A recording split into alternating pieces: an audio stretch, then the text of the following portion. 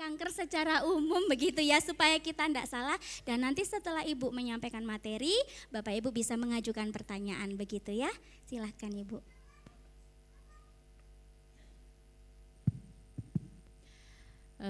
Baik, Shalom, selamat malam Bapak Ibu, sehat semua? Sehat, Alhamdulillah ya. Baik, terima kasih pada kesempatan kali ini. Saya sangat berterima kasih kepada seluruh pihak gereja, pengurus, Bapak Ibu Pendeta dan juga seluruh jemaat gereja yang sudah berhadir pada malam hari ini. Sudah menyempatkan, sudah meluangkan waktunya berhadir untuk mengikuti seminar tentang tumor dan kanker. Semoga nanti apa yang kita bahas pada malam hari ini dapat bermanfaat tentunya untuk kehidupan kita sehari-harinya. Amin ya Bapak Ibu ya. Nah di sini pertama sekali tadi sudah disampaikan juga perkenalan dari mbaknya. Saya ulangi lagi, perkenalkan saya Ervina Yanti Harahap, benar ya Mbak ya, HRP itu Harahap. Kenapa Harahap? Saya berasal dari kota Medan Bapak Ibu, itu marga ya, Horas. Bapak Ibu ada yang dari Medan gak ini? Ada yang dari Sumatera Utara, ada ya Pak ya, Horas ya Bapak ya. Nah benar, Bapak pendetanya juga ternyata banyak yang dari Medan. Saya berasal dari Medan, Harap ini sebuah marga Bapak Ibu. Kalau di Jawa kayak suku ya Bapak Ibu ya, seperti itu. Nah saya berasal dari kota Medan dan untuk pendidikannya S1 dan profesioner saya juga di Sumatera Utara, Universitas Sumatera Utara. Tetapi S2-nya saya menyelesaikan di Unair Bapak Ibu, kota Surabaya. S2 keperawatannya saya di Universitas Airlangga. Dan memang seperti yang disampaikan Mbak narasumber tadi, kita sudah sering diundang kemana-mana Bapak Ibu. Jadi kita ini sifatnya sosialisasinya ini gratis, tidak ada pemungutan dana. Karena Yayasan Kanker Indonesia tujuannya, visi misinya untuk menurunkan angka kejadian penderita kanker yang semakin tahunnya kanker ini semakin meningkat Bapak Ibu. Pada tanggal 14 Februari kemarin itu adalah Hari Kanker Sedunia. Dan menurut riset kesehatan dunia mencapai hampir 80% di Jawa Timur pembunuh tertinggi adalah kanker payudara Bapak Ibu. Saya kaitkan lagi dengan yang disampaikan Mbak MC-nya tadi. Kenapa laki-laki juga harus ikut seminar ini? Bapak Ibu, salah satunya kanker payudara bukan terjadi pada wanita saja. Bahkan sekarang di kota Surabaya, laki-laki di rumah sakit banyak yang sedang kami tangani, laki-laki yang sedang terkena kanker payudara. Bahkan sampai stadium 3, stadium 4. Nanti apa gejalanya, apa faktornya nanti bisa saya sampaikan. Dan satu lagi Bapak Ibu, nanti ada kita bahas kanker prostat. Ini khususnya juga terjadi pada pria. Nah makanya kita kaitkan, kita gabungkan juga laki-laki Bapak Ibu seperti itu. Karena kanker ini dia tidak memandang usia, tidak memandang jenis kelamin. Jadi mungkin Bapak Ibu di sini apabila ada yang merasa nanti informasi ini penting, ingin diundang kembali. Tadi saya dapat info dari Ibu Pendeta, banyak juga di sini Bapak Ibu Pendeta atau Bapak Ibu Gembalanya. Jadi mungkin nanti ingin diundang ke gerejanya kembali, kan ini mungkin perwakilan ya Bapak Ibu ya. Nah mungkin nanti kalau merasa informasinya ini penting boleh diundang kembali karena kita gratis penyuluhannya. Makanya nanti, seperti yang tadi yang disampaikan Ibu MC-nya, kenapa banyak di Google, di YouTube, karena memang kita diundang kemana-mana Bapak Ibu seperti itu. Dan itu sifatnya gratis, tidak ada pemungutan dana. Nah Bapak Ibu di sini mungkin untuk menyampaikan materinya, apakah boleh saya berdiri di hadapan Bapak Ibu? Takutnya nanti ngantuk karena udah malam Pak kalau kita duduk. Gitu. Boleh ya, saya berdiri ya Bapak Ibu ya. Mohon mungkin Bu untuk ininya ditampilin materinya. Saya izin ya Bu ya, saya turun. Boleh ya Bu ya? Takutnya nanti saya duduk pada tidur semua Bapak Ibu jemaatnya ini.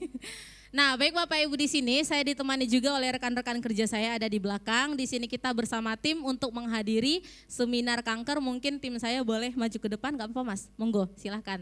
Nanti mungkin walaupun gak saya yang ngisi di tempat Bapak Ibu, tetapi juga tim kita banyak Bapak Ibu. Yayasan Kanker Indonesia ini ada di seluruh Indonesia. Mulai dari Sabang sampai Merauke ada Bapak Ibu. Nanti yang bertugas sebagai narasumber itu memang yang benar-benar sudah ikut pelatihan Bapak Ibu. Jadi memang sudah mengenali apa tanda gejala tumor dan kanker ini, seperti itu. Nah Bapak Ibu di sini coba kita perhatikan apa saja tujuan dari Yayasan Kanker Indonesia ini. Kita perhatikan dulu tujuannya. Yang pertama, kenapa Yayasan Kanker didirikan? Yaitu memberikan informasi kepada masyarakat sedini mungkin secara langsung tentang pengertian kanker. Yang kedua nanti kita kenali apa gejala kanker rahim, gejala kanker payudara, gejala kanker prostat. Dan yang ketiga, visi misi Yayasan Kanker nanti kita akan mengajarkan bagaimana cara mencegah kanker sejak dini Bapak Ibu. Nah, sebelum kita lanjut terlalu jauh, saya mau tanya dulu ke Bapak Ibunya, kira-kira sudah ada yang tahu apa itu kanker? Ada yang tahu Bapak Ibu? Kantong kering Pak? Dijawab dari bapaknya di belakang, katanya kantong kering. Setuju ya Pak ya Bapak Ibu? Sekilas istilah dari kantong kering bisa dibenarkan Bapak Ibu. Karena apa? Siapapun yang terkena kanker, pejabat, orang kaya, artis sekalipun, kalau sudah terkena kanker, kantongnya bisa menjadi kering. Karena kenapa Bu? Pengobatannya mahal. Dari puluhan juta, ratusan juta, bahkan menjual aset yang ada. Ini yang mengakibatkan seseorang bisa menjadi kantong kering Bapak Ibu.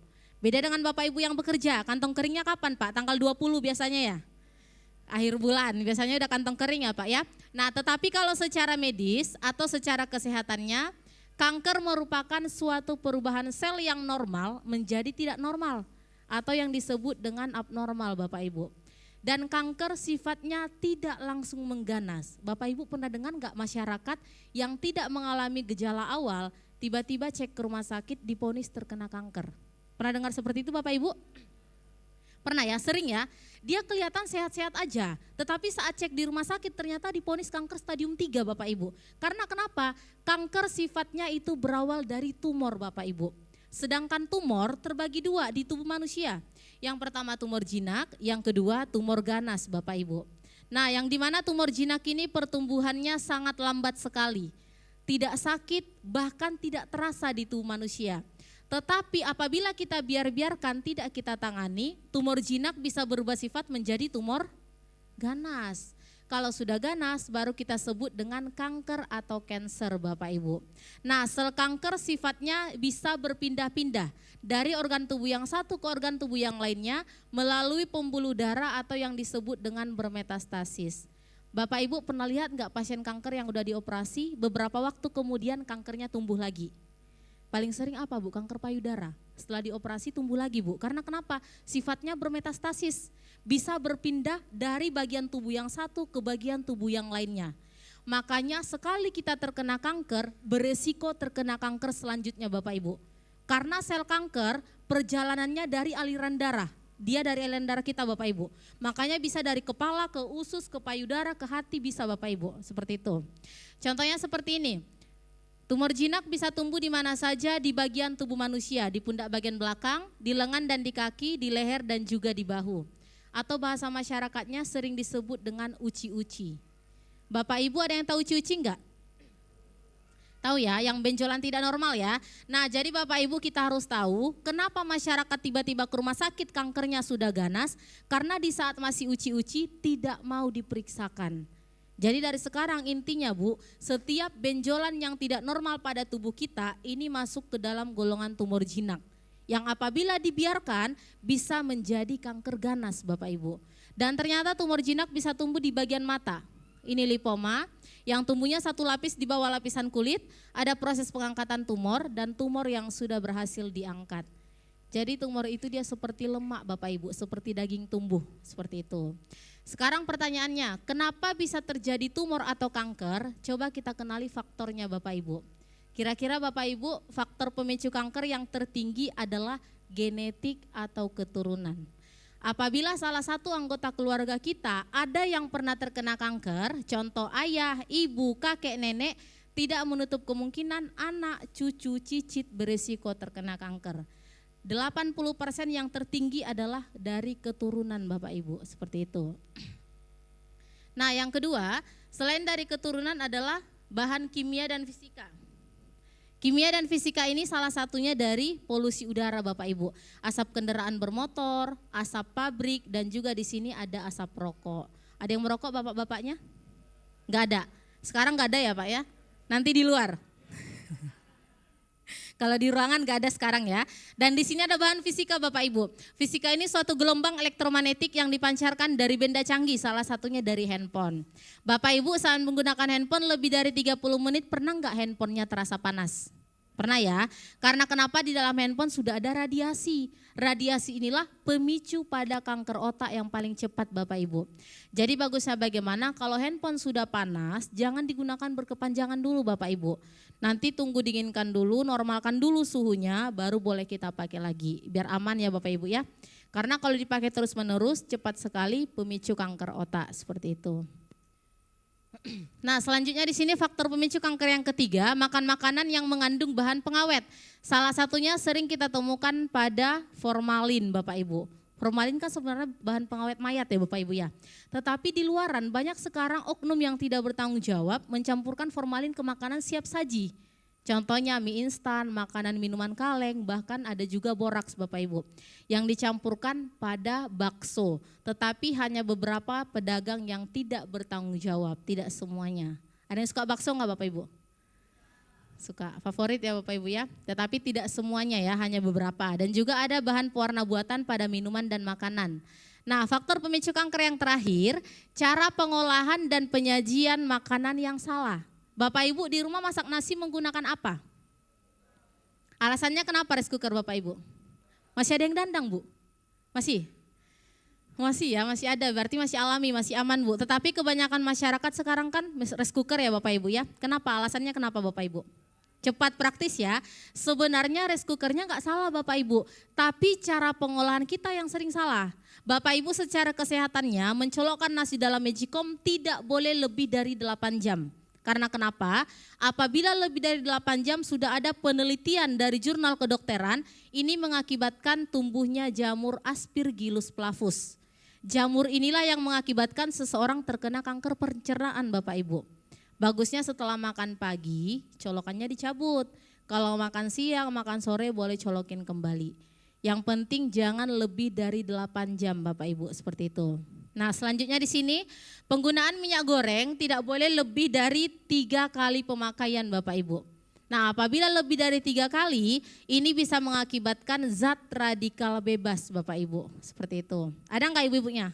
Yang hari ini menggoreng besoknya minyaknya diulang-ulang lagi? Ada? Ada ya. Bapaknya yang jawab, istrinya ya Pak ya.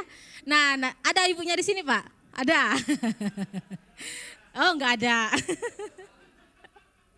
Nanti ibu-ibu di sini di rumah cukup 2 kali penggorengan. Kalau ada celengan di samping kompornya, biasanya ada celengan ya Pak ya, celengan minyak jelantah. Setelah menggoreng dimasukin lagi, nanti ditumpahkan lagi saat menggoreng. Ini nggak boleh. Cukup 2 kali harus udah dibuang atau diganti. Karena kenapa? Sudah ada radikal bebas dan karsinogen Bapak Ibu. Pemicu kanker yang paling cepat pada tubuh manusia. Nah dari faktor-faktor tersebut, akibatnya seperti inilah kanker yang menimpa tubuh manusia. Banyak sekali macam-macamnya Bu. Ada kanker leher rahim, prostat, indung telur, kanker darah, banyak sekali macamnya. Siapapun dan kapanpun beresiko terkena kanker karena setiap makhluk hidup sudah punya sel. Jadi siapapun itu beresiko terkena kanker Bapak Ibu. Bahkan kita semua yang ada di sini beresiko karena kita sudah punya selnya Bapak Ibu. Cuman nanti kita ajarkan bagaimana cara pencegahannya. Nah Bapak Ibu di sini yang pertama materi kita ada kanker prostat. Coba kita perhatikan ini khususnya terjadi pada pria saja. Yang dimana kanker prostat ini merupakan jenis kanker pembunuh nomor 3 bagi kaum pria setelah stroke dan jantung. Kanker prostat ini merupakan tumbuhnya tumor pada kelenjar prostat dan ditemukan khususnya pada pria saja. Namun Bapak Ibu kategorinya seperti apa? Yang paling penting kita kenali pria seperti apa saja pria yang berisiko tinggi terkena kanker prostat. Yang pertama, coba diperhatikan, ada nggak ini ciri-ciri bapaknya? Pria yang berkulit hitam. Ada yang kulit hitam? Ada yang kulit hitam, Pak? Ibu-ibu suaminya di rumah ada yang kulit hitam nggak? Sawo matang ya Pak ya? Sawo matang masih ada manis-manisnya. Hitam tapi manis ya Pak ya? Kalau hilang manisnya tinggal hitamnya aja. Yang kedua, pria yang berprofesi sebagai supir, petani, orang kantoran atau yang duduknya lebih dari 8 jam sehari. Atau pria yang suka mengangkat beban berat melebihi berat badannya sendiri. Yang ketiga, pria yang suka minum-minum keras atau pria yang perokok aktif. Dan Bapak Ibu mohon maaf ini harus kami sampaikan secara kesehatannya hubungan intim suami istri yang sangat jarang atau pria terlalu sering menahan dan menunda-nunda hasratnya. Aman Pak?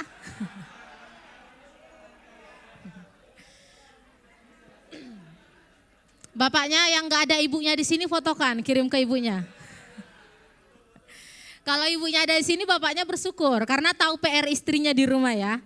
Nah seperti itu, karena kenapa Bapak Ibu, secara kesehatannya pria memproduksi 6 sampai 200 juta sel sperma dalam sehari-hari. Apabila ini tidak tersalurkan, ini nanti akan terjadi penumpukan Pak, yang mengakibatkan benih-benih dari kanker prostat tadi. Jadi minimal yang harmonis dalam rumah tangga, minimal 1 sampai 2 kali dalam seminggu. Itu minimal ya Pak ya. Kalau 3 kali sehari nggak apa-apa, mana tahu ada. Canda ya Pak ya, biar gak ngantuk. Nah selanjutnya di sini, coba kita kenali gejala awal dari kanker prostat. Seperti apa gejalanya yang biasa ditemukan di rumah sakit? Yang pertama, susah buang air kecil atau terlalu sering buang air kecil tersendat dan tidak tuntas. Bahasa masyarakatnya apa Bapak Ibu? Benar sekali, kencing anyang-anyangan. Pertama sekali, pria akan merasakan kencing anyang-anyangan. Yang kedua, setelah kencing anyang-anyangan, sakit di bawah perut, sakit di bawah punggung, sakit di pangkal paha. Nanti kalau sudah ada gejala kedua ini, tidak segera ditangani ke dokter Bapak Ibu, nanti dikhawatirkan akan terjadi hematuria. Hematuria ini adalah kencing darah bercampur nanah. Kalau bapaknya sudah hematuria, ini sulit pengobatannya Bapak Ibu. Sangat sulit ditangani dokter. Makanya kalau kita sudah kencing anyang-anyangan, tidak tuntas buang air kecil, ini harus segera ditangani Bapak Ibu. Diamputasi jangan Pak, nanti ibunya rugi. Atau bapaknya. Siapa yang rugi kalau diamputasi Pak? Tapi kayaknya kalau bapaknya masih muda, bapaknya yang rugi, nanti ibunya bisa nikah lagi. Harus antisipasi ya Pak ya, seperti itu. Mohon maaf sekali Bapak Ibu, ada beberapa yang kami temukan pasien kita di kota Surabaya, mohon maaf ada yang sampai seperti ini. Kenapa kita tampilkan biar bapak-bapaknya bisa antisipasi, karena ini bahaya Pak, ini yang sudah sampai bengkak, yang saya sampaikan tadi. Yang lebih parah, kami temukan kemarin di Kecamatan Genteng, kota Surabaya, itu yang sampai pecah Pak alat kelaminnya seperti ini. Ini yang sudah stadium 4B. Dikunjungi sama tim saya yang laki-laki. Karena kenapa kami tanyakan ke pasiennya juga, pertama sekali yang dirasakan adalah kencing anyang-anyangan Bapak Ibu, seperti itu. Nah selanjutnya di sini kita kenali waspada kanker serviks. Ini khusus untuk ibu-ibunya. Nanti bapaknya sampaikan ke istrinya. Yang dimana kanker serviks ini adalah pembunuh pertama bagi kita kaum wanita ibu-ibu. Menurut penelitian kesehatan, setiap 2 menit di dunia 1 wanita meninggal karena terserang kanker serviks. Dan setiap 1 jam di Indonesia 1 wanita meninggal karena terserang kanker serviks ibu-ibu. Nah coba kita perhatikan di sini ada rahim wanita yang masih normal. Tetapi di rahim wanita dari penelitian kedokteran ada 2 titik yang sangat rentan terkena kanker. Di mana saja? Titik yang pertama di leher rahim atau yang disebut dengan kanker serviks. Bapak Ibu pernah dengar kanker serviks? Contohnya mohon maaf salah satu artis kita almarhumah Jupe yang meninggal karena kanker serviks ya Bapak Ibu ya. Kita perhatikan wanita seperti apa saja wanita yang berisiko tinggi terkena kanker serviks. Yang pertama, wanita yang sering bergonta-ganti pasangan. Yang kedua, wanita yang melakukan seks bebas di bawah usia 16 tahun atau wanita yang menikah terlalu dini. Yang ketiga, wanita yang tidak pernah menjaga kebersihan alat kelaminnya atau wanita yang jorok. Ibu-ibu yang ada di gereja untuk poin 1, 2, 3 aman gak ibu-ibunya? Aman, saya yakin juga aman. Cuman yang poin nomor 3 gak salah kita bahas Bu, biar ibu-ibunya gak ngambang. Maksudnya kategori wanita yang jorok ini seperti apa? Ibu-ibu kalau pakaian dalam sudah lembab di tengah hari, jangan ditunda-tunda menggantinya. Kebanyakan wanita ini lembabnya di jam 1 siang, tetapi digantinya saat mandi sore atau mandi malam. Ini gak boleh. Apalagi mungkin ibu-ibu yang pekerja kantor, yang sibuk sehari-hari aktivitasnya, walaupun ibu-ibunya bekerja, nggak salah mungkin pakai ventilator sekali 4 jam diganti. Mungkin ibu-ibunya yang pakai softtek, ventilator setiap harinya minimal sekali 4 jam itu wajib diganti ibu-ibu seperti itu. Itu kategori wanita yang jorok. Nah selanjutnya di sini kita kenali wanita yang berisiko tinggi terkena kanker indung telur atau kanker ovarium. Pernah dengar Bapak Ibu kanker ovarium? Pernah ya, kanker ovarium? Coba kita lihat wanita seperti apa. Yang pertama, wanita yang menggunakan alat kontrasepsi pil KB lebih dari 5 tahun pemakaian. Ibu-ibu ada yang pakai pil KB enggak di sini? Aman berarti ya. Poin yang kedua, wanita yang terus bekerja shift di malam hari atau wanita yang suka begadang, yang tidurnya di atas jam 12 malam. Ibu-ibu yang insomnia, yang suka begadang, ini bahaya juga. Karena kenapa? Nanti akan ada kerusakan hormon. Nama hormonnya apa? Hormon estrogen. Apabila hormon estrogen rusak pada wanita, wanita tersebut akan mengalami miom dan kista. Pernah dengar Bapak Ibu miom dan kista? Pernah ya, ini kerusakan hormon dan sel. Yang dimana miom adalah daging tumbuh, sedangkan kista gelembung berupa cairan darah dan nanah. Salah satunya mohon maaf seperti ini Bapak Ibu. Ini pasien kita kemarin di Rumah Sakit Dr. Sutomo berhasil diangkat rahimnya. Karena kenapa? Ini kankernya sudah stadium 4. Tidak bisa ditangani lagi, jalan satu-satunya pengangkatan dari dokter Bapak Ibu. Ini yang lebih parah juga mohon maaf, ada juga yang kita temukan yang polip. Bapak Ibu tahu polip yang tumbuh di hidung? Yang seperti jerawat kecil? Ternyata polip bukan tumbuh di hidung saja Bapak Ibu. Ini pasien kita polipnya tumbuh di sekitar kewanitaannya. Kenapa? Ini wanita yang suka mengulur mengganti pakaian dalam yang sudah lembab tadi. Akibatnya bakterinya menumpuk seperti jerawat kecil yang dinamakan polip. Yang dimana Bapak Ibu polip ini gatal karena isinya bakteri. Karena digarut-garut, mohon maaf ada pasien kita itu yang sampai ketemu seperti ini Bapak Ibu. Karena kenapa? Infeksi, nggak mau diperiksakan Bapak Ibu. Bahkan itu sampai kistanya stadium 4B, tapi ini berhasil dioperasi Bapak Ibu. Nah seperti ini. Ini kemarin ada pasien kista juga yang kita operasi di Rumah Sakit Dr. Sutomo. Berat kistanya mencapai hampir 40 kg Bapak Ibu. Ini juga salah satu wanita kategori yang jorok tadi. Makanya saya sampaikan kalau pakaian dalam sudah lembab itu jangan diulur-ulur menggantinya Bapak Ibu. Bakterinya banyak sekali. Karena kenapa? Mohon maaf kewanitaan kita itu ada asam basanya. Kalau pH-nya sudah tidak normal, wanita ini berisiko tinggi terkena kista Bapak Ibu seperti itu. Nah selanjutnya di sini ada yang kita temukan juga, ini berat kistanya 8 kg dan ini yang mioma rahim Bapak Ibu. Ini yang kami operasi juga dan ini miom. Kalau kista, kalau ditores keluar isinya cairan darah dan nanah. Tapi kalau miom dihancurkan isinya adalah daging tumbuh Bapak Ibu. Itulah perbedaan miom dan kista Bapak Ibu, seperti itu. Nah selanjutnya juga ada salah satu penderita kanker serviks ini yang masih gadis. Jadi bukan wanita yang sudah menikah saja. Bahkan yang gadis pun banyak yang sudah terkena kanker rahim Bapak Ibu. Nah untuk gejalanya, gejala kanker rahim yang pertama keputihan yang terus menerus. Yang kedua, mohon maaf bagi yang sudah menikah, setelah melakukan hubungan intim keluar cairan warna kecoklatan bercampur darah. Yang ketiga, iritasi di sekitar alat kelamin. Ibu-ibu ini benar-benar diperhatikan karena semua pasien yang datang ke rumah sakit pertama sekali mereka mengalami gejala awalnya dari ketiga ini ibu-ibu. Jadi kalau sudah ada gejalanya ini segera diperiksakan. Dengan cara apa? Pap smear dan IVA test. Ada yang pernah Bu melakukan ini? Di mana kemarin Bu? Pemeriksaannya? Di rumah sakit? Di rumah sakit ada, di laboratorium ada, di klinik juga ada. Di Pramita, di Prodia ini ada semua Bapak Ibu. Cuman kalau dia pap smear ini masih berbayar ya Bu ya, sekitar 300-an. Tapi kalau IVA test ini program dari pemerintah, ini sudah gratis. Adanya di seluruh puskesmas yang ada di kecamatan. Jadi ibu-ibu di sini mungkin rasanya pengen yang gratis, boleh segera ke puskesmas. Tapi kalau ingin yang berbayar, lebih akurat mana? Lebih akurat yang berbayar, yaitu pap smear ya Bu ya. Boleh di klinik ada, di laboratorium ataupun di rumah sakit. Tujuannya untuk apa? Untuk mengecek ada atau tidaknya gejala kanker rahim seperti itu. Nah selanjutnya di sini kita masuk materi kanker payudara. Saya ingatkan lagi Bapak Ibu, bukan hanya pada wanita, nanti akan saya paparkan laki-laki yang sudah terkena kanker payudara. Tetapi untuk zaman sekarang, presentasi yang paling tinggi memang terjadi pada wanita. Coba kita lihat, wanita seperti apa kategori yang sangat berisiko tinggi terkena kanker payudara. Yang pertama, wanita yang setelah melahirkan tidak mau menyusui bayinya. Banyak ya Bu ya, apalagi ibu-ibu muda sekarang, diganti sama susu formula ya Bu ya. Nah itu enggak boleh, bahaya Bu, karena kenapa? Terjadi penumpukan ASI. Kalau sudah ada penumpukan ASI, tidak akan lama akan terjadi benjolan atau tumor di payudara, karena ada penumpukan ASI tadi. Nah yang kedua, wanita yang mau menyusui hanya dengan sebelah payudara saja. Mungkin ibu-ibu ini sebelah kanan aja, sebelah kiri aja, enggak boleh juga. Harus sama rata ya Bu ya. Masih ada ibu-ibu yang menyusui di sini?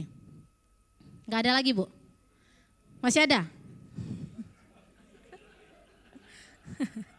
Maksudnya yang menyusui bayinya. Yang ketiga, obesitas atau kegemukan juga berisiko tinggi terkena kanker payudara Bapak Ibu. Jadi, iya jujur-jujur bapaknya ya Pak ya. Ya, jadi Bapak Ibu laki-laki dan perempuan gak boleh terlalu gemuk. Karena kenapa bisa mengakibatkan lemak jahat, salah satu pemicu kanker payudara. Nah untuk gejalanya seperti apa? Bapak Ibu laki-laki dan perempuan sama. Gejala kanker payudara yang paling umum sering didapatkan di rumah sakit yang pertama adanya benjolan di bagian payudara. Benjolan ini sifatnya ada dua, ada yang menetap, ada yang berpindah-pindah, ada yang keras, ada yang lunak. Apapun itu jenisnya di payudara, setiap dia benjolan yang tidak normal itu adalah salah satu gejala kanker payudara Bapak Ibu. Walaupun dia nggak sakit, nggak keras, nggak gede, nggak apa-apa Bapak Ibu. Itu salah satunya bisa tandanya kita periksa ke rumah sakit. Caranya dengan apa? Biopsi. Biopsi itu apa? Untuk pengambilan sampel cairan Bapak Ibu. Nanti dicek di rumah sakit, di laboratorium akan kelihatan ini benjolannya ini ganas atau tidak. Namanya biopsi Bapak Ibu. Yang penting kalau sudah ada benjolan itu harus segera diperiksakan. Nah yang kedua, di sini adanya bintik-bintik dan kutil-kutil di sekitar kulit payudara. Yang ketiga, rasa gatal yang berlebihan di dalam maupun di luar kulit payudaranya. Nah contohnya seperti ini, mohon maaf Bapak Ibu. Awalnya payudaranya mengeras dan membengkak, kelihatan masih normal. Tetapi sebenarnya ini sudah masuk stadium 3 karena sudah keras Bapak Ibu. Nah datang ke rumah sakit kebanyakan masyarakat itu yang sudah stadium lanjut. Karena masyarakat ini kalau nggak terlalu sakit itu nggak mau dibawa ke tenaga kesehatan. Kebanyakan masyarakat kalau sudah parah, mengeluarkan nanah, darah, bahkan sampai busuk baru datang ke rumah sakit Bapak Ibu. Nah ini yang kami khawatirkan, jadi kita harus tahu gejala-gejala dininya seperti apa. Itu gejala dininya pertama sekali adalah benjolan tadi. Jangan sempat seperti ini Bapak Ibu. Kalau sudah seperti ini tidak ada gunanya lagi dibawa ke rumah sakit. Pasti harus dipotong, dioperasi sama dokter Bapak Ibu seperti itu. Nah ini salah satu yang kami temukan di kota Surabaya. Nah ini bapaknya pekerja kantor dinas di kota Surabaya. Ini yang sudah stadium 4. Kami temukan saat sosialisasi disampaikan dari temannya bahwasanya teman satu kantornya ada yang sudah terkena kanker payudara stadium 4. Dan itu Bapak Ibu yang lebih parah lagi ada juga pasien kami laki-laki. Ini sudah dioperasi. Ini bukan perempuan ya Bapak Ibu ya. Ini laki-laki datang ke puskesmas, kami rujuk ke rumah sakit, sudah diangkat sebelah, itu ternyata tumbuh lagi sebelahnya Bapak Ibu. Ini sudah 2 kali operasi pasiennya Bapak Ibu seperti itu. Dan yang lebih parah ini juga setelah kami operasi tumbuh lagi sampai ke bagian belakangnya Bapak Ibu. Nah ini awalnya di operasi payudara, tumbuh lagi kanker kelenjar getah bening bahkan sampai busuk karya belakang. Sudah berulang kali operasi di kemoterapi, di sinar juga seperti itu.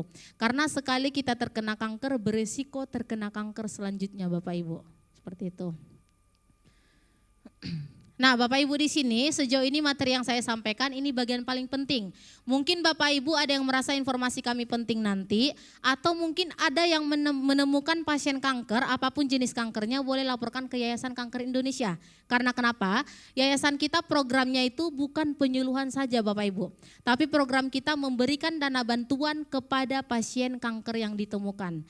Ini kemarin baru bulan kemarin kami temukan di Polres Pasuruan. Ada pasien kanker payudara, langsung kita turunkan dana bantuan Bapak Ibu. Dan ini kemarin kami berikan dana bantuan didampingi oleh BNN Provinsi Jawa Timur. Dan ini kami berikan dana bantuan didampingi oleh Dinas Kesehatan Provinsi Jawa Timur. Dan ini kami berikan dana bantuan didampingi oleh Kapolres Kota Batu, Jawa Timur. Dan ini kemarin didampingi oleh dokter-dokter di rumah sakit dan juga bersama Kejaksaan Tinggi Kota Surabaya. Jadi Bapak Ibu di sini kalau ada pasien kanker, ada saudaranya, kerabatnya laporkan ke kami. Ini kita ada pemberian dana bantuan nanti dan didampingi langsung dokter penanggung jawab kita Bapak Ibu seperti itu. Nah Bapak Ibu di sini bagian terpenting dari sosialisasi kami juga apabila nanti ingin mendeteksi kanker payudara bisa dengan mamografi dan juga skema sadari. Bapak Ibu ada yang pernah mamografi enggak di rumah sakit? yang mendeteksi kanker payudara dengan alat mamotes? Ada yang pernah Bapak Ibu? Belum pernah ya? Itu dia seperti dijepit ke dalam alat. Nah, tujuannya untuk apa?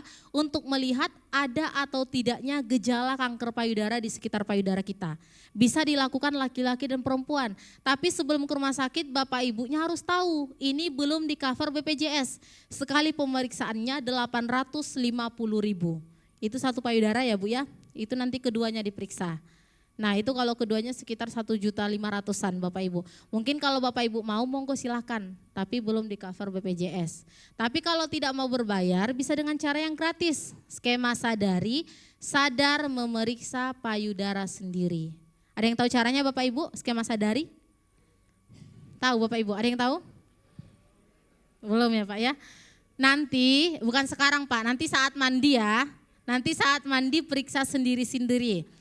Karena kenapa? Kalau kita dalam keadaan tidak berpakaian, apalagi pakai lotion atau pakai sabun, kan licin ya Bapak Ibu ya. Nanti tekan searah putaran jarum jam, dilihat apakah ada di sana benjolan yang menetap atau berpindah-pindah, benjolan yang keras atau yang lunak.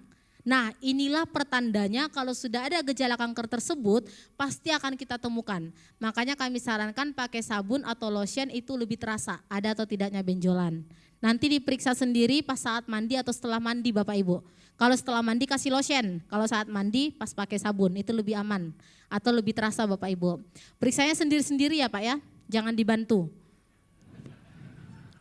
Nanti bapaknya bantu ibunya beda cerita. Jadi sendiri-sendiri ya, ibunya sendiri, bapaknya juga sendiri seperti itu. Nah selanjutnya di sini kita kenali Bapak Ibu di sini. Kami penyuluhan juga bukan di tempat ibadah saja. Kita sudah penyuluhan bersama Kodam 5 Brawijaya Jawa Timur, bersama Polda Jawa Timur, bersama Polres, Polsek dan juga bersama angkatan-angkatan yang lainnya di seluruh Jawa Timur. Dan ini kemarin Makosat Brimob Jawa Timur, ini bersama Angkatan Udara, bersama BNN Provinsi Jawa Timur, bersama Direktorat Jenderal Pajak Jawa Timur dan juga kantor-kantor pajak sudah kita berikan penyuluhan Bapak Ibu. Jadi di seluruh kantor, puskesmas, rumah sakit, PKK, sampai ke masyarakat, masjid, gereja, tempat ibadah itu kita berikan penyuluhan Bapak Ibu. Tujuannya untuk apa? Tujuannya kita mencari penderita kanker, apabila ada pasien kanker laporkan ke kami Bapak Ibu. Jadi mungkin Bapak Ibu ada yang ingin mengundang ke kantornya, ke tempat kerjanya, monggo silahkan seperti itu. Nah selanjutnya Bapak Ibu, sejauh ini penyuluhan yang sudah kita kenali, setuju enggak untuk yang terakhir kalinya kita mencegah lebih baik daripada mengobati? Setuju ya? Bapak Ibu tadi sudah kita kenali materinya, gejalanya, faktornya dan apa penyebabnya. Sekarang kita kenali cara mencegahnya Bapak Ibu. Bagaimana cara mencegah tumor dan kanker? Ada 2 preventif.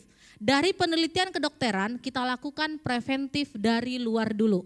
Yaitu dengan 5 poin, lakukan pola makan yang sehat dan teratur, konsumsi makanan yang berserat tinggi seperti buah dan sayur, hindari makanan yang mengandung zat karsinogen atau bahan pengawet, dan terakhir nanti kita cegah dengan cara mengkonsumsi beberapa tumbuhan Bapak Ibu.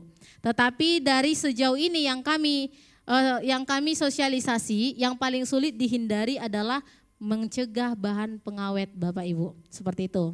Setuju nggak bahan pengawet untuk zaman sekarang paling sulit dihindari Bapak Ibu? Setuju ya? Contoh kecilnya Bapak Ibu masak di dapur, ada nggak yang pakai Masako, Royco, micin, ada ya? Itu masih contoh kecil.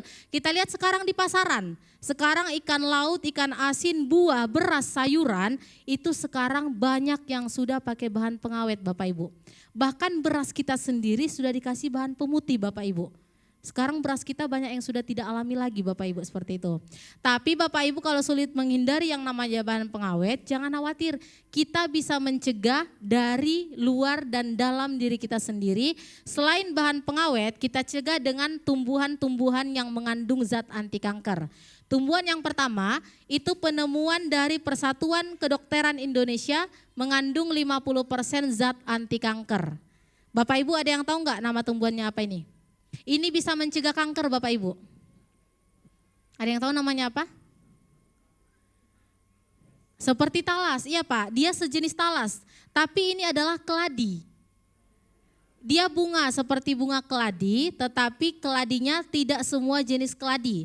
Yang mengandung 50% adalah keladi tikus Bapak Ibu. Ada nggak yang punya bunga keladi tikus? Tikusnya aja Bu. Kata ibunya tikusnya aja yang banyak di rumah. Atau tua-tua keladinya yang banyak Bu. Nah Bapak Ibu seperti yang saya sampaikan tadi, kalau bahan pengawet sulit dihindari, boleh kita cegah atau kita konsumsi salah satu dari tumbuhan-tumbuhan ini. Kalau ada keladi tikusnya, boleh dengan keladi tikus. Tapi sayangnya kayaknya nggak ada yang punya ya Bu ya. Untuk mencegah kanker, nggak ada ya Bapak Ibu ya. Kalau mungkin nggak ada keladi tikusnya, kita cari yang paling gampang ditemukan di masyarakat. Selain keladi tikus, untuk mencegah kanker, kita bisa pakai tumbuhan yang kedua. Sama-sama mengandung 50% zat anti kanker. Apa namanya Bapak Ibu? Ada yang pernah lihat nggak ini? Seperti cengkeh karena sudah kering ini Bapak Ibu. Ini bukan cengkeh, tapi ini kemade atau benalu. Iya, kemade. Tahu Bapak Ibu kemade atau benalu? Tahu ya, yang biasanya hinggap di pohon-pohon. Ada nggak kira-kira benalunya Bapak Ibu?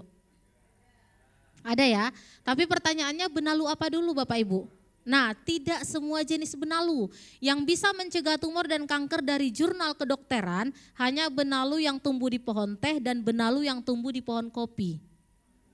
Ada nggak di sini teh dan kopi Bapak Ibu? Kopinya aja. Kopinya aja yang banyak. Di Lawang kan banyak ya Pak ya? Nah mungkin jalan-jalan ke Lawang mana tahu ada benalunya bisa diambil Pak. Cara konsumsinya bagaimana? Cara konsumsinya nanti kita ambil semua bagiannya. Daun, batang, bunga itu nanti kita rebus dengan 1 gelas air. Awalnya kita keringkan dulu seperti ini Bapak Ibu ya, seperti cengkeh ini. Nanti setelah kita keringkan ambil 1 ons atau 100 gram itu direbus dengan 1 gelas air. Nanti setelah kita rebus dengan 1 gelas air, nanti kan mendidih ya. Setelah itu nanti kita saring. Kita saring, minum airnya saja 1 gelas sehari, konsisten selama 6 bulan, gak boleh putus, itu mampu mematikan semua jenis sel kanker yang ada di tubuh kita Bapak Ibu. Ini sudah ada jurnal internasional dari kedokteran Bapak Ibu. Mana tahu ada benalu teh atau benalu kopinya. Ini untuk mencegah dan mengobati kanker bisa. Semua jenis kanker bisa dicegah Bapak Ibu. Nah Bapak Ibu kalau nggak ada benalu teh benalu kopi, kita bisa beralih dengan tumbuhan yang terakhir. Apa yang terakhir ini? Yang terakhir ini penemuan dari Profesor Dr. Hembing Wijaya Kusuma. Bapak Ibu tahu Profesor Hembing? Tahu ya yang penemu pakar tumbuhan, ini penemuan beliau hampir mengandung 100% zat anti kanker. Tadi kalau benalu keladi hanya 50%. Ini sudah hampir 100% memiliki kandungan zat anti kanker.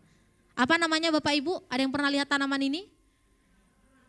Temulawak benar, tapi temulawak kan umbinya biasanya warna kuning ya Bu ya. Ini temulawaknya warna putih, berarti namanya temulawak putih, benar sekali. Namanya temulawak putih Bapak Ibu. Dia temulawak ini macam-macamnya banyak, ada temu mangga, ada temu ireng, ada temu yang kuncir, iya benar Pak.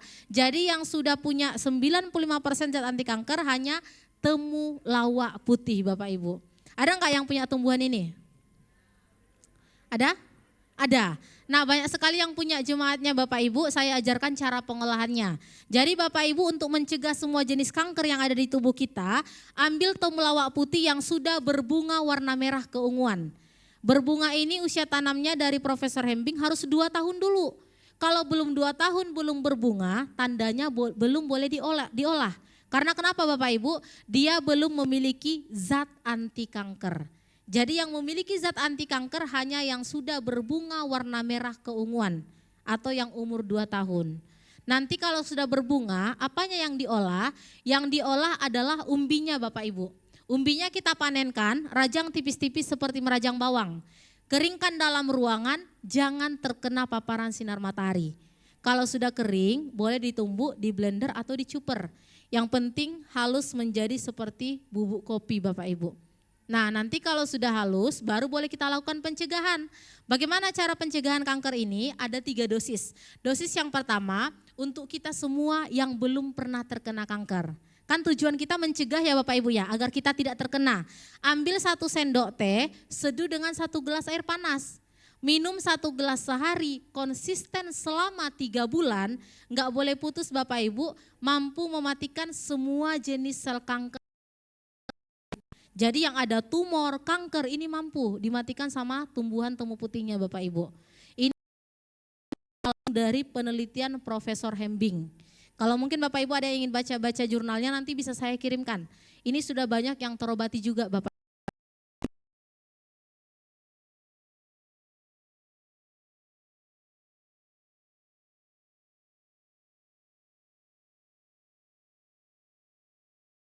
Dua sendok teh pagi, 2 sendok teh siang, 2 sendok teh malam. Berarti yang sudah terkena kanker dan tumor 6 sendok teh dalam sehari Bapak Ibu. Dan ternyata temulawak putih bukan hanya mencegah dan mengobati kanker. Temulawak putih mampu mengobati asam urat, diabetes, makronis, nyeri lambung, ambeien, keputihan, kolesterol darah tinggi, sinusitis, dan ini bisa untuk program hamil Bapak Ibu.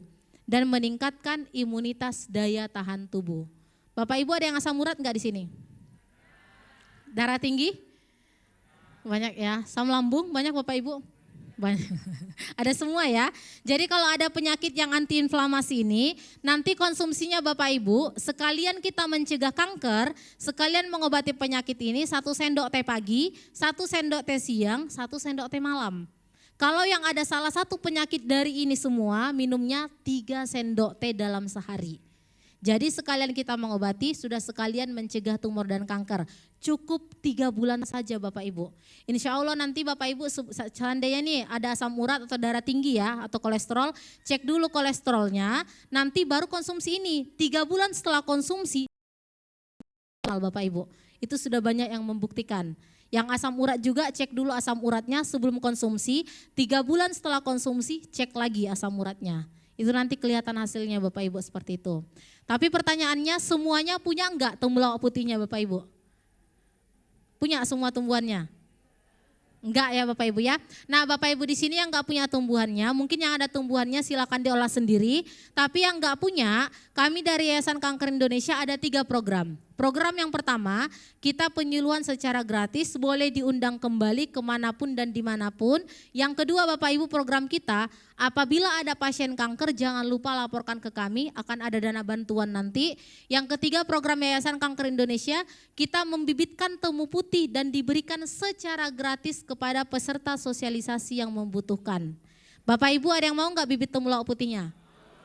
Boleh silakan Bapak Ibu, tidak ada pemungutan dana, tidak ada persyaratan sama sekali. Ini nanti langsung dijemput ke tempat pembibitannya. Kita sudah ada pembibitannya langsung, tapi sayangnya agak jauh Bapak Ibu. Memang dia gratis, tapi adanya di kota Surabaya Bapak Ibu. Ada yang sering ke sana enggak? Mungkin kalau ada yang ke sana, enggak harus semua ke sana. Mungkin dititipkan sama temennya enggak apa-apa Bapak Ibu. Dia nanti sudah dalam keadaan dipolibetkan. Nanti mungkin 2 orang 3 orang ke sana pakai mobil, dijemput, nanti titipkan ada mungkin jemaat yang mau silahkan Bapak Ibu seperti itu. Iya gratis, ini temu putihnya gratis, tidak ada pemungutan dana Bapak Ibu, kita sudah ada lahannya langsung. Bagi yang ingin pencegahan, ini boleh konsumsi dari anak 1 tahun sampai usia lanjut. Mulai dari 1 tahun boleh, yang enggak boleh konsumsi hanya ibu hamil saja. Sisanya boleh melakukan pencegahan Bapak Ibu. Difotokan aja, mana tahu kapan-kapan ke Surabaya, dia nggak ada batas waktu penjemputan. Mungkin sebulan lagi, 2 bulan lagi nggak apa-apa. Nanti Bapak Ibu tinggal hubungi kami saja, seperti itu. Ini ada kontak person kita, kalau Bapak Ibunya sudah selesai foto, ini kami berikan kontak personnya. Silakan nanti Bapak Ibu kalau yang mau ke sana di WA atau di telepon juga nggak apa-apa. Ini kontak person saya sendiri Bapak Ibu. Nanti mungkin takut kesasar, lokasinya di mana, titiknya di mana seperti itu. Nanti saya kirimkan Sherlocknya. Biar Bapak Ibu bisa menemukan di mana temu putihnya seperti itu. Kenapa Bu? Ada yang mau dititip atau dikirimkan? Sebenarnya kita mau aja yang dikirimkan Bu, cuman ini kan dia udah tinggi-tinggi, takutnya patah Bapak Ibu, seperti itu. Kalau dikirim ekspedisi kan dia patah, seperti itu. Tapi Bapak Ibu sebelum ke sana kami sampaikan dulu, temu putih yang ada di tempat kita biar tidak kecewa jauh-jauh dari Malang, itu usia tanamnya kurang lebih paling tinggi 1 tahun atau 1 tahun 2 bulan. Karena setiap hari kami penyuluhan Bapak Ibu. Jadi saat kita penyuluhan selalu ada yang jemput ke sana, pasti tiap hari ada yang jemput. Jadi belum sempat tinggi sudah dijemput temu putihnya. Sementara tadi yang boleh diolah berapa tahun Bapak Ibu? Ciri-cirinya harus Berbunga, benar sekali. Jadi mungkin Bapak Ibu kalau masih usia tanam 1 tahun, tunggu dulu 1 tahun ke depan lagi. Baru temu putihnya boleh kita olah, seperti itu. Nunggu 1 tahun ke depan Bapak Ibu. Apa Pak? Umbinya Pak. Umbinya tadi, setelah 2 tahun tadi kan ada bunganya ya Pak.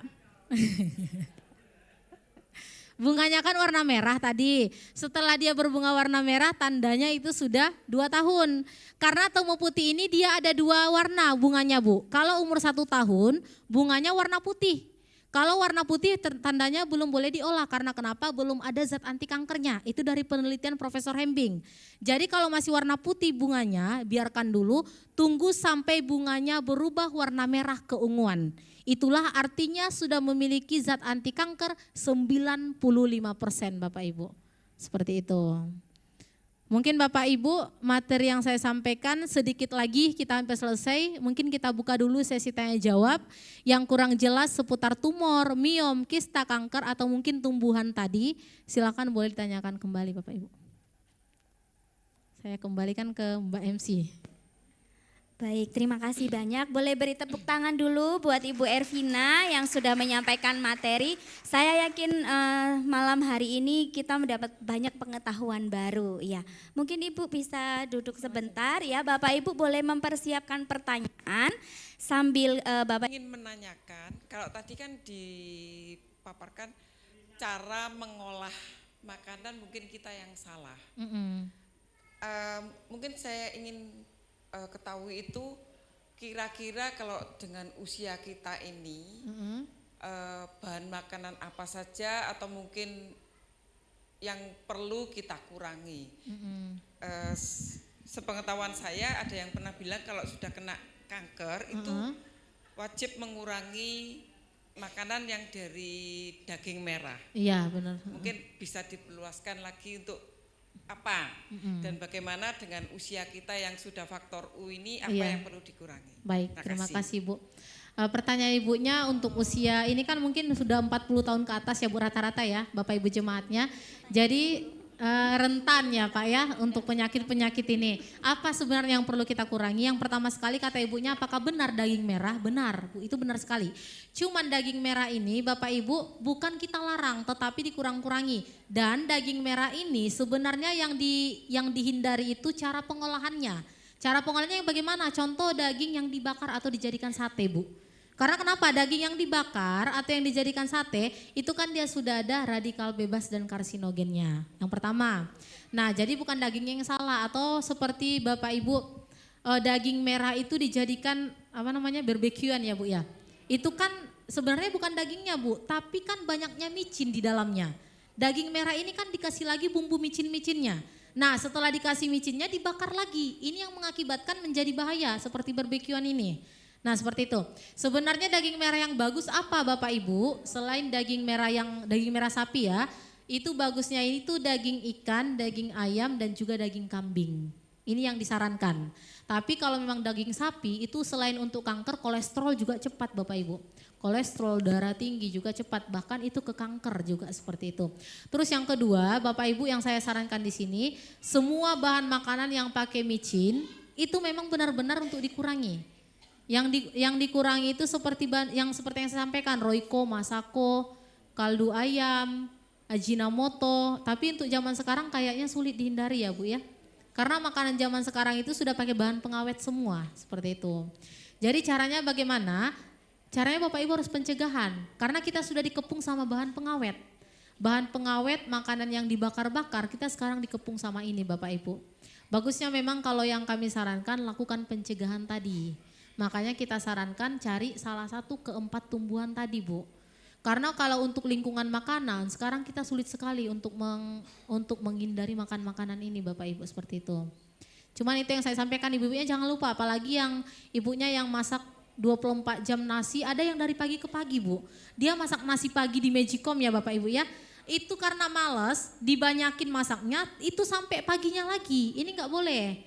Itu harus diingat. Jangan mencolokkan nasi lebih dari 8 jam di dalam Magicom. Ini bahaya sekali Bapak Ibu. Kurangi makan makanan yang dibakar-bakar dan juga dikurangi Bapak Ibu yang mengandung bahan pengawet.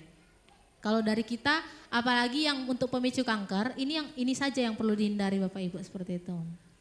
Mungkin jelas ya Bu ya. Karena pemicu-pemicu kanker salah satunya dari yang kita sampaikan tadi memang bahan pengawet yang dibakar, pencolokan nasi yang lebih dari 8 jam seperti itu. Ya, mungkin silakan. Ya, baik. Sudah jelas Ibu? Ya, mungkin ada lagi yang terakhir mungkin ya Bapak Ibu. Oh ya, silakan sebelah situ Bu. Ya terima kasih, saya mau tanya Bu, tadi kan disinggung katanya kanker ini kan bermutasi ya, bahkan itu melalui aliran darah gitu. Nah yang menjadi pertanyaan saya dari ketiga kanker ini apakah ada yang bisa sembuh total? Atau malah terjadi mutasi-mutasi kayak tadi sempat disinggung bahwa kanker payudara itu bisa bermutasi gitu, berpindah-pindah. Makasih. Baik, terima kasih Bu. Berarti ini pertanyaan Ibunya mungkin sejauh ini pengalaman kita menangani pasien kanker ya. Apakah ada mungkin dari salah satu kanker ini yang benar-benar sembuh? Banyak sekali Bu. Tetapi dengan cara apa? Mungkin ada seperti ini pasien kanker ini Bu, ada yang takut ke rumah sakit, banyak ya. Dia sudah tahu dia terkena kanker, tapi takut untuk penanganan dokter, penanganan medis.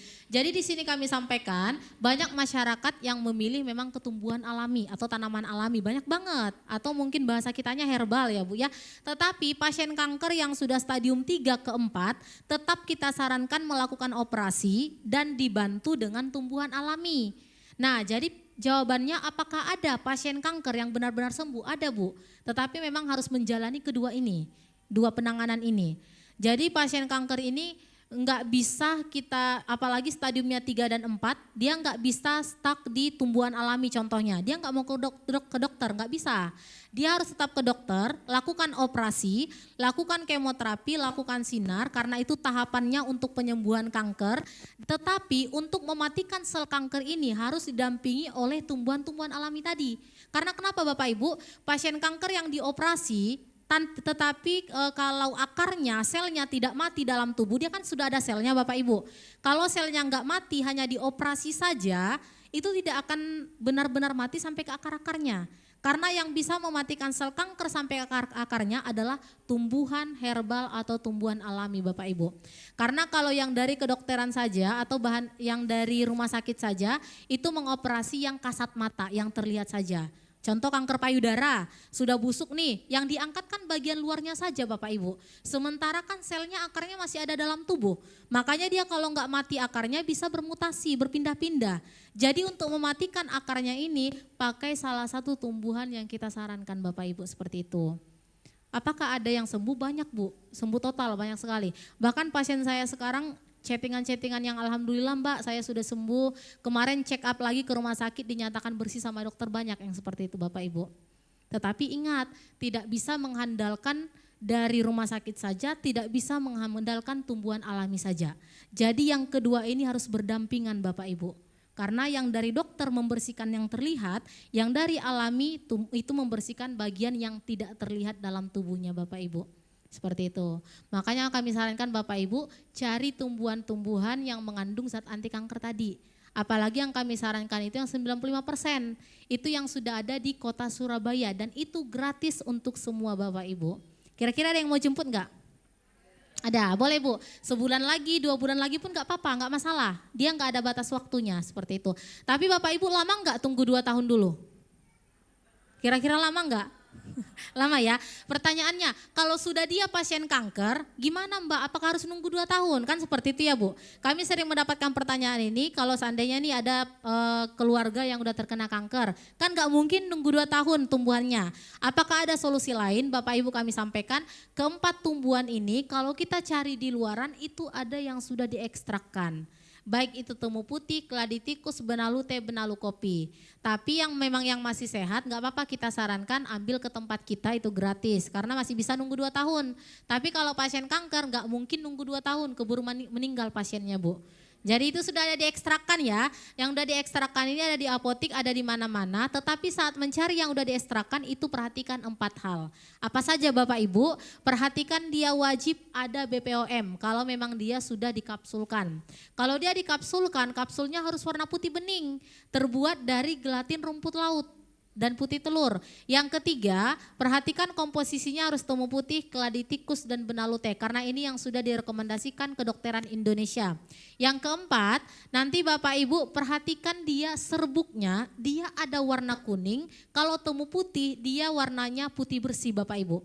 Jadi bukan warna kuning, kalau kuning biasanya serbuknya itu kunyir yang kuning, tahu ya Bapak Ibu ya? Itu kunyir biasanya. Jadi perhatikan dia serbuknya harus warna putih bersih. Itu yang dinamakan temulawak putih tadi Bapak Ibu. Tapi tidak kami sarankan dicari di toko online. Kenapa? Karena di toko online banyak yang sudah tertipu Bapak Ibu. Bahkan pasien-pasien kami yang sudah terkena kanker banyak yang mencari di toko online. Banyak, ada Bapak Ibu. Cuman apa-apa yang terjadi mereka nggak tahu minta tanggung jawab ke siapa Bapak Ibu.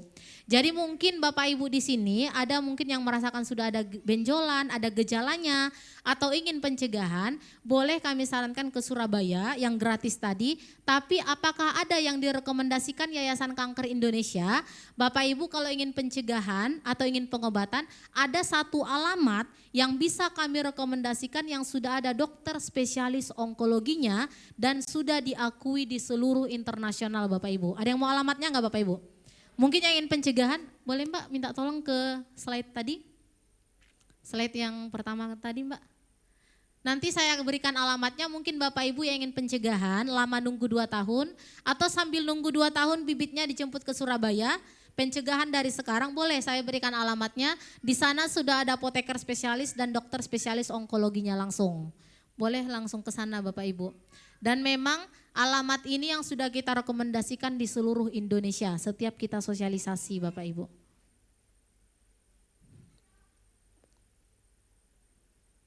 Di slide paling terakhir Mbak, minta tolong.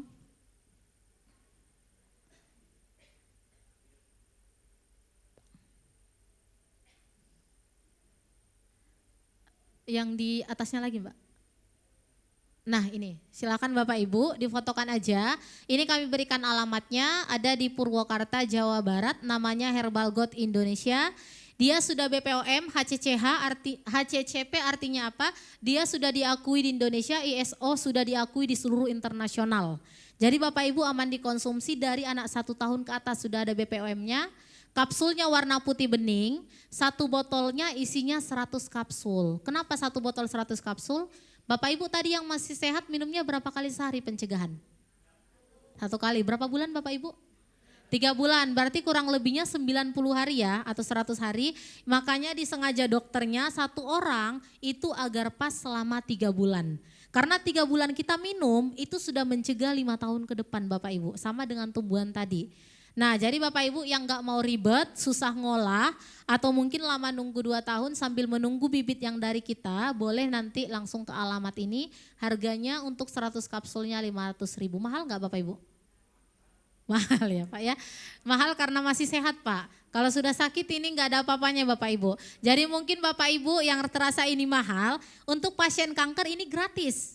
Bapak Ibu perlu digarisbawahi, tadi sudah ada kontak person saya ya. Itu kebijakan dokter Yayasan Kanker Indonesia, setiap yang sudah terkena kanker ini diberikan gratis. Tetapi bagi Bapak Ibu yang tidak terkena kanker hanya subsidi 50%. Dan itu pun yang ikut saat sosialisasi saja. Mungkin kalau subsidi jadi berapa Bapak Ibu?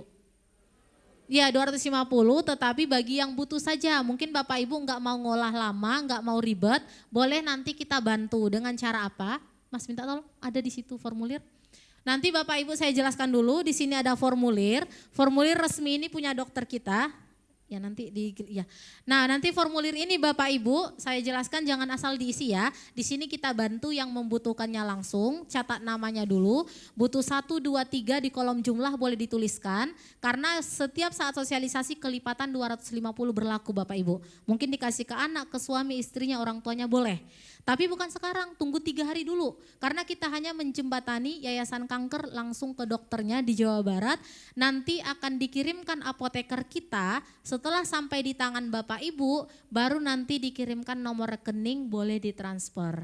Jadi istilah zaman sekarang COD Bapak Ibu. Tunggu sampai di tangan Bapak Ibu dulu, baru nanti kirimkan ke nomor rekening yang dikirimkan oleh apoteker kita. Mungkin Bapak Ibu yang mau dibantu, yang nggak mau ribet, nggak mau nunggu lama, tapi kalau yang mau bibitnya nggak masalah, silakan itu gratis ke Surabaya ya Bu ya. Tapi nggak mau nunggu lama, rasanya ingin pencegahan, bisa kita bantu, boleh bantu Mas minta tolong. Ini diisi aja formulirnya Bapak Ibu, yang mau disebar aja Bapak Ibu. Mungkin Bapak Ibu yang nggak butuh jangan ditulis, tapi yang butuh silakan nanti formulirnya disebar sama tim saya Bapak Ibu. Seperti itu ya Bu ya. Jadi saya jawab pertanyaan Ibu tadi, apakah ada yang sembuh? Banyak sekali Bu. Tapi sekalian operasi, sekalian kita bantu dengan mematikan dari dalamnya seperti itu. Mungkin boleh.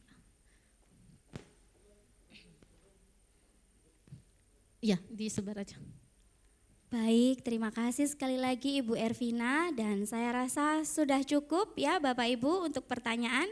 Benar tidak ada lagi? Oh, iya.